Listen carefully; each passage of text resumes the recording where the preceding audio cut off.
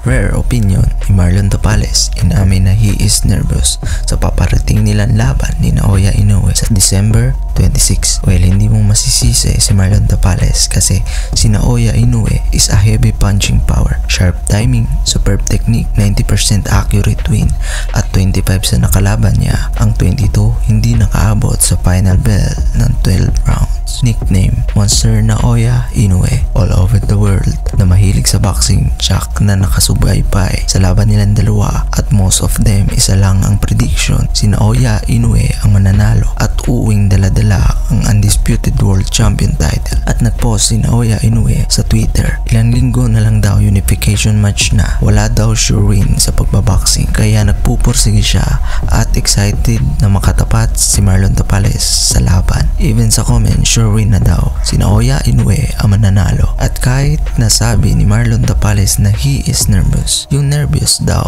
at pressure na nafe-feel niya, yan daw ang gagamitin niyang lakas sa laban para manalo kahit madami ang negative at di pumapabor sa kanya. Sinabi pa ni Tapales, yung nervous daw lagi ang nandyan, make you excited, motivated, work extra hard. At lagi na daw siyang nagiging underdog at hindi na bago sa kanya yon. Matagal na siyang lumalaban at nakakasurvive sa pagiging isang underdog. At nakipag-sparring si Marlon Tapales ng 4 round kay Vincent Astrolabio, 3 kay Pete Apolinario, 3 din kay Kevin Asenniero sa training camp nila. Normal lang makaramdam ng nervyos, pressure.